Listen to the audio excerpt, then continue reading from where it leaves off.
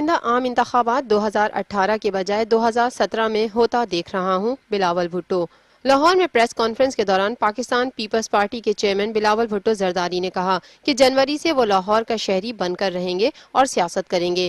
جھنگ کے الیکشن کی انتخابی مہم تکلیف دہ تھی۔ میں عام سیاستدان نہیں، شہید کا بیٹا ہوں۔ میں سمجھتا ہوں کہ عوام کو انصاف نہیں مل رہا۔ دہشت گردی پر سیاست کے بجائے اس کے خلاف اتحاد بناؤں گا۔ دہشت گردی کے خلاف کاز اور مشن یکساں ہوں تو سب مل کر کام کریں گے۔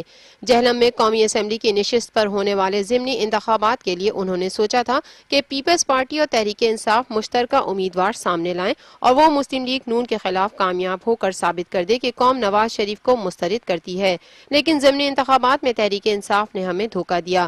ضمنی انتخابات میں تحریک انصاف نے ہمارا امیدوار چرایا لیکن ہار گئی۔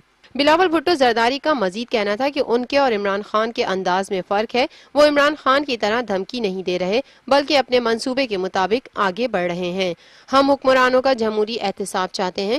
ہم نے حکومت سے 4 مطالبات کیے ہیں۔ اگر یہ مطالبات نہ مانے گئے تو 27 دسمبر کو لانگ مارچ کا اعلان کریں گے۔ ان کے اعلان کا یو ٹرن نہیں ہوگا۔